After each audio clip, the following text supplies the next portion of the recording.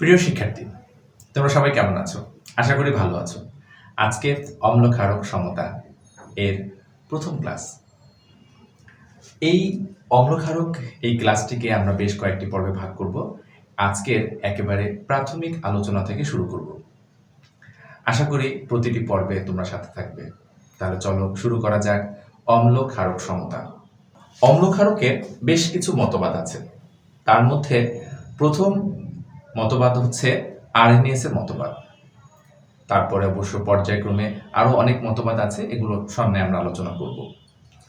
RNase এর মতবাদে যে সমস্ত পদার্থ জলীয় দ্রবণে জলের সাথে মিশ্রণ হলে হাইড্রোজেন আয়ন গঠন করবে তাদেরকে আমরা অম্ল বা অ্যাসিড বলবো। আর যে সমস্ত পদার্থ জলীয় দ্রবণে হাইড্রোক্সাইড আয়ন দান করবে তাদেরকে আমরা ক্ষার বা ক্ষারক বলবো। যদিও আরএনএস এর মতবাদে সরাসরি ক্ষার বা ক্ষারক নিয়ে কোনো আলোচনা করা হয় নাই, তবে অম্ল ক্ষারের প্রাচীন যে মতবাদ ছিল সেখানে ক্ষার এবং ক্ষারক নিয়ে ব্যাখ্যা করা হয়েছে। আমরা এই অধ্যায়ের সামনের দিকে যখন ক্ষার নিয়ে আলোচনা করব তখন ক্ষার এবং ক্ষারক কি সে বিষয় নিয়ে আলোচনা করব। আজকে আমরা শুধু অ্যাসিডের মধ্যে থাকব। তাহলে দেখো, অ্যাসিডের আরএনএস এর মতবাদে বলা হয়েছে জলীয় দ্রবণে যে সমস্ত পদার্থ হাইড্রোজেন আয়ন গঠন করতে পারে তাদেরকে আমরা অম্ল বা অ্যাসিড বলবো। এখানে কিন্তু জলীয় দ্রবণটা মুখ্য বিষয়, অর্থাৎ জলীয় দ্রবণ ছাড়া এই মতবাদে অ্যাসিড ব্যাখ্যা করা যায় না। তাহলে আরএনএস এর মতবাদের একটা সীমাবদ্ধতা হচ্ছে জলীয় দ্রবণ, কারণ শুষ্ক অবস্থায় আরএনএস এর মতবাদ অনুযায়ী অ্যাসিডকে ব্যাখ্যা করা যাবে না। তাহলে এখানে বলা হয়েছে আরএনএস এর মতবাদে জলীয় দ্রবণে যে সমস্ত পদার্থ হাইড্রোজেন আয়ন দান করবে তাদেরকে আমরা অ্যাসিড বলবো। তাহলে লক্ষ্য করো, HCl এটা যদি জলীয় মাধ্যমে যুক্ত হয় তাহলে হাইড্রোজেন আয়ন এবং ক্লোরাইড আয়ন দান করবে।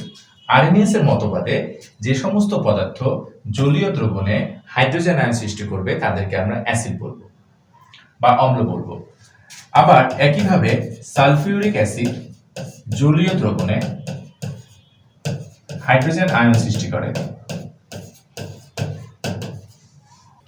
তাহলে দেখো, সালফিউরিক অ্যাসিড জলীয় দ্রবণে হাইড্রোজেন আয়ন সৃষ্টি করে, তাই আমরা এটাকে অ্যাসিড বলতে পারি বা অম্ল বলতে পারি।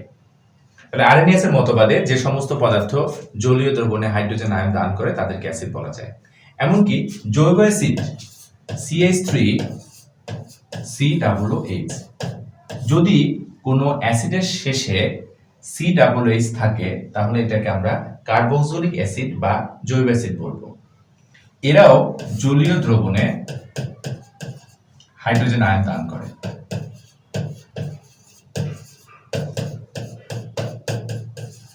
সুতরাং এদের সবগুলোকে আমরা অ্যাসিড বলবো। তাহলে আমরা অ্যাসিডের বৈশিষ্ট্য নিয়ে আলোচনা করি। এই অ্যাসিডের সংজ্ঞার মধ্যেই কিন্তু একটা বৈশিষ্ট্য আছে, সেটা হচ্ছে এরা জলীয় দ্রবণে হাইড্রোজেন আয়ন দান করবে। তাহলে এক নাম্বার লক্ষ্য করো, HCl জলীয় দ্রবণে হাইড্রোজেন আয়ন দান করে। তাহলে HCl হচ্ছে একটা অ্যাসিড, এটা বৈশিষ্ট্যের মধ্যে আছে এবং সংজ্ঞা অনুযায়ী আমরা বলতে পারি। একইভাবে বলতে পারি সালফিউরিক অ্যাসিড জলীয় দ্রবণে হাইড্রোজেন আয়ন দান করে। তাই বলা যায় হাইড্রোক্লোরিক অ্যাসিড সালফিউরিক অ্যাসিড একটা অ্যাসিড। এটা হচ্ছে প্রথম শর্ত।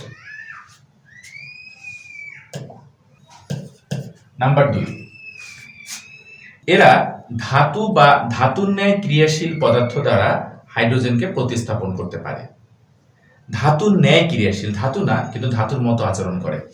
দেখো, ধাতু দ্বারা, যেমন আমরা সোডিয়াম একটা ধাতু জানি, এটা যদি HCl এর সাথে বিক্রিয়া করে তাহলে সোডিয়াম ক্লোরাইড প্লাস হাইড্রোজেন তৈরি করে। একইভাবে সোডিয়াম যদি সালফিউরিক অ্যাসিডের সাথে বিক্রিয়া করে তাহলে এখানে sodium sulphate plus hydrogen gas তৈরি করে। আমরা যদি এখানে ক্যালসিয়াম ব্যবহার করি, HCl এর সাথে বিক্রিয়া করলে calcium chloride plus hydrogen gas তৈরি করে। একইভাবে ক্যালসিয়াম প্লাস সালফিউরিক অ্যাসিড বিক্রিয়া করলে ক্যালসিয়াম সালফেট প্লাস হাইড্রোজেন। লক্ষ্য করো, এই লবণগুলো লেখার সময় আমাদের অবশ্যই মৌলের যোজনী বা চার্জ সম্পর্কে জানতে হবে। তোমাদের অনেকেই রাসায়নিক বিক্রিয়া লিখতে ভয় পাও এবং এখানে একটা সমস্যা তৈরি হয়। তো এই বিক্রিয়াগুলো লেখার সময় প্রত্যেকটা মৌলের অবশ্যই চার্জ খেয়াল রাখবে। এখানে দেখো ক্লোরিনের চার্জ -1, তাহলে সোডিয়ামের চার্জ +1। এখানে সালফেটের চার্জ -2, সোডিয়ামের চার্জ +1। যদি তোমরা সালফেটের চার্জ -2 না জানো তাহলে ইচ্ছা করলে বেরও করতে পারো। যেমন আমরা বলেছি সালফেটের মধ্যে SO4 আছে, এখানে 4টা অক্সিজেন আছে। অক্সিজেনের পারমাণবিক সংখ্যা 8, ইলেকট্রন বিন্যাস 2, 6, তাহলে শেষ কক্ষপথে থাকে 6টি ইলেকট্রন। অক্সিজেন নিষ্ক্রিয় গ্যাসের মতো কাঠামো লাভ করতে গেলে একটা অক্সিজেন 2টি ইলেকট্রন গ্রহণ করবে। তাহলে আমরা দেখতে পাই একটা অক্সিজেন যদি 2টি ইলেকট্রন গ্রহণ করে, 4টা অক্সিজেনের জন্য 8টা ইলেকট্রন দরকার। আর সালফারের পারমাণবিক সংখ্যা হচ্ছে 16, 2, 8, 6, শেষে থাকে 6টা ইলেকট্রন। তাহলে ওরা 6টা ইলেকট্রন শেয়ার করতে পারে। লক্ষ্য করো এখানে দান করা ইলেকট্রন আর গ্রহণ করা ইলেকট্রনের সংখ্যা সমান হয় নাই, তাই কাটাকাটি করলে এর চার্জ হচ্ছে -2। এজন্য আমরা বলি সালফেটের চার্জ যদি -2 হয় তাহলে সোডিয়ামের চার্জ অবশ্যই +2 হতে হবে। কিন্তু সোডিয়ামের পারমাণবিক সংখ্যা 11, এর শেষ কক্ষপথে একটা ইলেকট্রন থাকে, তাই সোডিয়াম একটা বেশি ইলেকট্রন দান করতে পারে না। কিন্তু সালফেটে তো 2টো ইলেকট্রন লাগবে, তাই আমরা বলতে পারি যে এই 2 এখানে আসে, এর অর্থ হচ্ছে এখানে 2টো সোডিয়াম 2টো ইলেকট্রন দান করতে পারে। ফলে এখানে 2টো ইলেকট্রন গ্রহণ এবং দান সমান সমান হয়, তাই এরা যৌগ গঠন করে, কারণ যৌগগুলো হবে চার্জ নিরপেক্ষ। একইভাবে ক্যালসিয়াম ক্লোরাইড, ক্যালসিয়ামের যোজনী 2, কারণ ক্যালসিয়ামের পারমাণবিক সংখ্যা 20, ইলেকট্রন বিন্যাস 2, 8 আর 2, এবং ক্লোরিনের হচ্ছে 1, তাহলে আমাদের এখানে 2 দ্বারা এই 2 আমরা সহজে বোঝার জন্য বলি এর যোজনী এখানে যায়, এর যোজনী এই পাশে যায়, যোজনী স্থান বিনিময় করে।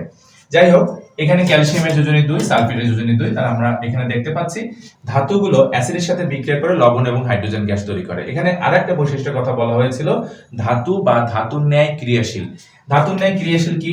যেমন অ্যামোনিয়াম, এই অ্যামোনিয়াম আয়নটা, এটার নাম হচ্ছে অ্যামোনিয়াম। অ্যামোনিয়াম আয়ন যদি অ্যাসিডের সাথে বিক্রিয়া করে তাহলে এখানে দেখো একযোজী মৌল সোডিয়াম, যেখানে হাইড্রোজেন ক্লোরাইডের সাথে বা সালফুরিক অ্যাসিডের সাথে বিক্রিয়া করেছে, এখানে ঠিক তেমনি একইভাবে হাইড্রোজেনকে প্রতিস্থাপন করে অ্যামোনিয়াম ক্লোরাইড একযোজী মৌল এবং হাইড্রোজেন তৈরি করতেছে। একইভাবে যদি আমরা অ্যামোনিয়াম আয়নের সাথে সালফুরিক অ্যাসিডের বিক্রিয়া ঘটাই তাহলে এখানে অ্যামোনিয়াম আয়ন সালফেট।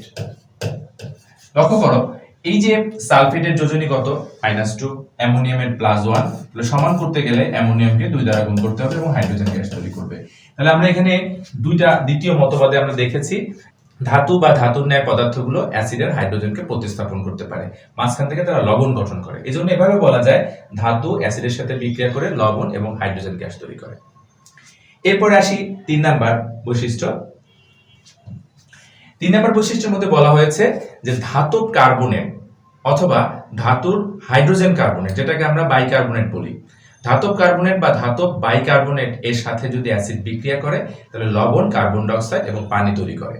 যেমন ধরো সোডিয়াম কার্বনেট এর সাথে যদি অ্যাসিডের বিক্রিয়া ঘটে তাহলে কি করবে?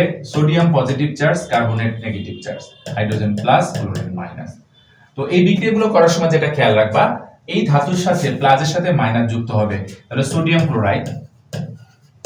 কার্বনেট থাকলে কার্বন ডাই অক্সাইড, কার্বনেট এবং হাইড্রোজেন আছে তাহলে অবশ্যই কার্বন ডাই অক্সাইড এবং পানি গঠন করবে। তাহলে আমাদের এখানে অ্যাসিডের 3 নাম্বার শর্ত হচ্ছে ধাতব কার্বনেটের সাথে অ্যাসিডের বিক্রিয়া করলে লবণ, কার্বন ডাই অক্সাইড এবং পানি গঠন করবে। সংকেত দেখার সময় আগেই বলেছি যোজনী খেয়াল রাখতে হবে, সমতাটা জরুরি না। অনেকেই বলতে পারো সোডিয়াম এখানে 2টা ছিল, সোডিয়াম এখানে একটা হচ্ছে কেন? আসলে সমতাটা আগে না, তোমার প্রতিটা কাজের একটা সিরিয়াল আছে। সুতরাং আমরা আগে যদি সংকেত ঠিকমতো না লিখতে পারি তাহলে সেক্ষেত্রে সমতা করা যাবে না। আর সমতার ব্যাপারে বলা হয়েছে যে এই সমস্ত ব্যাখ্যা করার সময় তোমাকে পরীক্ষার সময় সমতা করার দরকার নাই। পরীক্ষায় তুমি সমতা করলেও সমতার জন্য তোমাকে এক্সট্রা মার্কস দিবে না, সমতা না করলেও তোমাকে মার্কস কাটবে না, বরং সমতা করে যদি ভুল করো তাহলে কিন্তু অবশ্যই মার্ক কাটা যাবে। সেজন্য সমতাটা জরুরি না। তবে হ্যাঁ, যদি কোনো প্রশ্নের মধ্যে বলা থাকে যে উদ্দীপকে উল্লিখিত সমীকরণটির সমতা বিধান করো এবং ব্যাখ্যা করো সমীকরণটি কোন প্রকারে, সেই ক্ষেত্রে তোমাকে অবশ্যই সমীকরণ সমতা করতে হবে। তো যখন তুমি অ্যাসিডের বৈশিষ্ট্য নিয়ে ব্যাখ্যা করবা, সমীকরণ লিখবা তোমার ব্যাখ্যার মধ্যে, তখন কখনোই এটা সমতা করা লাগবে না। কি যৌগ তৈরি হচ্ছে এটা বিষয়, কয়টা তৈরি হচ্ছে এটা ব্যাপার না। তাহলে যাই হোক, এখানে আমাদের সোডিয়াম কয়টা ছিল সেটা বিষয় না, সংকেত ঠিকমতো লেখা আছে কিনা। সোডিয়ামের চার্জ +1, ক্লোরিনের চার্জ -1, যৌগ তৈরি হয়ে গেল। একইভাবে যদি আমরা সোডিয়াম বাইকার্বনেটের সাথে অ্যাসিডের বিক্রিয়া ঘটাই, তাহলে আমরা এখান থেকে দেখতে পাচ্ছি সেম বিক্রিয়া, কার্বন ডাই অক্সাইড এবং পানি তৈরি হবে। এখানে আমরা যদি ক্যালসিয়াম কার্বনেটের সাথে HCl এর বিক্রিয়া ঘটাই, তাহলে একই নীতি, ক্যালসিয়ামের সাথে ক্লোরিন চলে আসবে, calcium chloride, carbon die oxide এবং পানি। তাহলে আমাদের কথা হলো 3 নাম্বার শর্ত, ধাতুর কার্বনেট বা ধাতব কার্বনেট বা বাইকার্বনেটের সাথে অ্যাসিডের বিক্রিয়া করলে লবণ, কার্বন ডাই অক্সাইড, পানি তৈরি করে। এরপরে 4 নাম্বার নীতি, নাম্বার 4। 4 নাম্বারটা হচ্ছে যে অ্যাসিডের সাথে ক্ষারের বিক্রিয়া করলে লবণ এবং পানি গঠন করে, প্রশমিত হয়, প্রশমন বিক্রিয়া বলে এটাকে আমরা। তাহলে এখানে সোডিয়াম হাইড্রোক্সাইড একটা ক্ষার, বলতে পারো ক্ষার কিভাবে চিনবো, ধাতুর সাথে যদি হাইড্রোক্সাইড বা অক্সাইড থাকে তাহলে সেটাকে আমরা ক্ষার বলি। যদিও এখানে অনেক ব্যাখ্যা আছে যে ধাতুর অক্সাইড বা হাইড্রোক্সাইড পানিতে দ্রবণীয় বা অদ্রবণীয় যাই হোক না কেন সেটা হচ্ছে ক্ষারক, আর যে সমস্ত হাইড্রোক্সাইড গুলো পানিতে দ্রবণীয় হবে তাদেরকে আমরা ক্ষার বলি। যদিও ক্ষার এবং ক্ষারক নিয়ে পার্থক্য আছে এবং এই মতবাদটা আমরা ক্ষারক যখন অধ্যায় আলোচনা করব তখন সেই বিষয়টা ক্লিয়ার করব। এখন আপাতত জেনে রাখো, ধাতুর সাথে হাইড্রোক্সাইড থাকলে সেটা ক্ষার হয়, এবং তার সাথে যদি অ্যাসিডের বিক্রিয়া হয় তাহলে কি হবে, এটার প্লাস মাইনাস, এটার প্লাস মাইনাস, এই প্লাসের সাথে মাইনাস যাবে আর এই প্লাসের সাথে মাইনাস যাবে, অর্থাৎ সোডিয়াম ক্লোরাইড প্লাস পানি। যোজনী অনুযায়ী সংকেত ঠিক করতে হবে, কিন্তু কয়টা হলো সেটা বিষয় না, সংকেতটা ঠিক মতো লেখা দরকার। এখন যদি এরকম হয়, সোডিয়াম হাইড্রোক্সাইড এর সাথে ক্যালসিয়াম এর সাথে সালফিউরিক অ্যাসিডের যদি বিক্রিয়া ঘটে তাহলে আমরা বলতে পারবো সোডিয়াম সালফেট একটা লবণ এবং পানি তৈরি করে। লক্ষ্য করো, সোডিয়ামের চার্জ 1, সালফেটের চার্জ 2, তাহলে কি হলো, এই দুইটা এখানে চলে আসলো। আমরা এখানে দেখেছি অ্যাসিডের সাথে ক্ষারের বিক্রিয়া করে লবণ এবং পানি তৈরি করে। তো এটা হচ্ছে 4 নাম্বার। 5 নাম্বারটা হচ্ছে যে এই অ্যাসিডগুলোকে চেনার জন্য একটা বৈশিষ্ট্য আছে, সেটা হচ্ছে একটা পাত্রের মধ্যে যদি পানির মতো রং থাকে, অর্থাৎ কোনো কালার না থাকে, পানির তো কোনো রং নেই জানো, পানি মতো দেখতে, তো এটা অ্যাসিড না ক্ষার নাকি শুধু পানি, এটা আমরা কিভাবে বুঝতে পারবো? এই জন্য একটা পদার্থ যুক্ত করা হয়, সেটাকে আমরা বলি নির্দেশক। নির্দেশকের সাহায্যে পদার্থটা অ্যাসিড না ক্ষার সেটা নির্দেশ করে, সেটা বোঝা যায়। যেমন আমরা জানি অ্যাসিডের মধ্যে যদি আমরা লিটমাস পেপার দেই তাহলে নীল লিটমাসটা লাল হয়ে যায়। এই নির্দেশকটা হচ্ছে যে সমস্ত পদার্থ নিজেদের বর্ণ পরিবর্তনের মাধ্যমে অ্যাসিড, ক্ষার অথবা দ্রবণের প্রকৃতি নির্দেশ করে, দ্রবণটা কোন প্রকৃতির, অ্যাসিডীয় না ক্ষারীয় নাকি নিরপেক্ষ, সেই পদার্থগুলোকে নির্দেশক বলা হয়। এমনিভাবে লিটমাস পেপার একটা নির্দেশক। তাহলে এই লিটমাস পেপার যদি আমরা অ্যাসিডে যোগ করি, নীল লিটমাসকে লাল করবে, এটাও একটা বৈশিষ্ট্য। তাহলে আমাদের 5 নাম্বার বৈশিষ্ট্য হচ্ছে HCl যেহেতু জলীয় দ্রবণে হাইড্রোজেন আয়ন দান করে, তাই এই হাইড্রোজেন আয়নের সাথে যদি আমরা নীল লিটমাস দেই, নীল লিটমাস, লিটমাস এটা হয়ে যাবে লাল লিটমাস। তাহলে কি হলো, অ্যাসিড নীল লিটমাসকে লাল করে, অর্থাৎ নির্দেশকের বর্ণ পরিবর্তন করে, যে কালারটা ছিল নির্দেশকে সেটা কালারটা চেঞ্জ করে দিবে। তাহলে অ্যাসিড এখানে 5 নাম্বার বৈশিষ্ট্য হচ্ছে অ্যাসিড পানির সাথে বিক্রিয়া করে এখানে তারা যে হাইড্রোজেন আয়ন গঠন করতেছে, এই হাইড্রোজেন আয়নের সাথে নীল লিটমাস যুক্ত করে লাল হয়ে যায়, এটাও অ্যাসিডের একটা বৈশিষ্ট্য। এবং আরেকটা বৈশিষ্ট্য আমরা জানি যে অ্যাসিড টক স্বাদযুক্ত। সুতরাং তুমি যদি এই 6টা বৈশিষ্ট্য মনে রাখতে পারো, তোমাকে পরীক্ষায় দিতে পারে হাইড্রোজেন ক্লোরাইড একটি অ্যাসিড ব্যাখ্যা করো, বা সালফুরিক অ্যাসিড একটি অ্যাসিড ব্যাখ্যা করো, অথবা ইথানোয়িক অ্যাসিড, অথবা ভিনেগার আমরা যেটা খাই, অনেক জৈব অ্যাসিড আমরা খাই। তো এই ধরনের পদার্থগুলো যখনই তোমাকে প্রমাণ করতে বলবে যে অ্যাসিড, তখন তোমরা 6টা বৈশিষ্ট্য আমরা লিখবো। 1 নাম্বার হচ্ছে এটা জলীয় দ্রবণে হাইড্রোজেন আয়ন দান করে। 2 নাম্বার হচ্ছে কি ধাতু বা ধাতুর ন্যায় ক্রিয়াশীল পদার্থ দ্বারা লবণ এবং হাইড্রোজেন প্রতিস্থাপিত হয়, লবণ তৈরি করে এবং হাইড্রোজেন প্রতিস্থাপিত হয়। ধাতব কার্বনেট বা বাইকার্বনেটের সাথে যুক্ত হয়ে কি হবে, লবণ, কার্বন ডাই অক্সাইড এবং পানি গঠন করবে। তারপরে হচ্ছে এরা ক্ষারের সাথে বিক্রিয়া করলে এরা লবণ এবং পানি তৈরি করবে, প্রশমন বিক্রিয়া যেটা হয়। আর একটা হচ্ছে যে এরা জলীয় দ্রবণে এরা নীল লিটমাসকে লাল করবে। তবে হ্যাঁ, অ্যাসিডটা যদি শুষ্ক থাকে, কঠিন থাকে, সেখানে কিন্তু লিটমাস পেপার ঘষাঘষি করলেও কালার চেঞ্জ করবে না, কারণ এখানে জলীয় দ্রবণে যে হাইড্রোজেন আয়নটা দান করে, এই হাইড্রোজেন আয়নের সাথে নীল লিটমাসটা লাল হয়ে যায়। অবস্থায় যেহেতু হাইড্রোজেন গ্যাস থাকে না, তাই নীল লিটমাসকে লাল করতে পারবে না, কারণ নীল লিটমাসকে লাল করতে গেলে তোমার হাইড্রোজেন আয়ন লাগবে। শুষ্ক অ্যাসিড তো হাইড্রোজেন আয়ন নাই, তাই এখানে আমরা নীল লিটমাসটা লাল করতে পারবো না। অনেক সময় শুষ্ক অ্যাসিড তুমি যদি লিটমাস পেপার দিয়ে ঘষাঘষিও করো তাহলে কালার চেঞ্জ করবে না। যদি এটা জলীয় দ্রবণ থাকে তাহলে এটা কালার চেঞ্জ করবে। এবং এরা শেষ পয়েন্টটা হচ্ছে টক স্বাদযুক্ত। অর্থাৎ তোমাকে যখনই কোনো একটা অ্যাসিড দিয়ে বলবে যে এটা অ্যাসিড কেন, তাহলে আমরা এই 6টা ব্যাখ্যা করব। আবার এমনও হয় অনেক সময় প্রশ্ন আসে, যেমন মিথেন, এখানে তো হাইড্রোজেন আছে, অথবা অ্যামোনিয়া, এর মধ্যেও হাইড্রোজেন আছে, তাহলে এরা অ্যাসিড নয় কেন? সেক্ষেত্রে কোনো বিক্রিয়া দেখাতে হবে না, কিন্তু 6টা পয়েন্ট বলতে হবে। যেমন বলবো যে এরা জলীয় দ্রবণে হাইড্রোজেন আয়ন সৃষ্টি করে না, নাম্বার 1। নাম্বার 2, ধাতু বা ধাতুর ন্যায় ক্রিয়াশীল পদার্থ দ্বারা এই হাইড্রোজেনগুলোকে প্রতিস্থাপন করা যায় না। নাম্বার 3, ধাতব কার্বনেট বা বাইকার্বনের সাথে বিক্রিয়া করে লবণ, কার্বন ডাই অক্সাইড, পানি গঠন করে না। নাম্বার 4, এরা ক্ষারের সাথে বিক্রিয়া করে লবণ এবং পানি গঠন করে না। নাম্বার 5, এরা নীল লিটমাসকে লাল করে না। নাম্বার 6, এরা কি টক স্বাদযুক্ত নয়। এই 6টা পয়েন্ট আমরা যদি মনে রাখি তাহলে আমরা অ্যাসিডের বৈশিষ্ট্য বুঝতে পারবো। আগামী ক্লাসে আমরা অ্যাসিডের পিএইচ কি এবং অ্যাসিডের সক্রিয়তা এই বিষয় নিয়ে আলোচনা করব। এতক্ষণ সাথে থাকার জন্য অনেক অনেক ধন্যবাদ।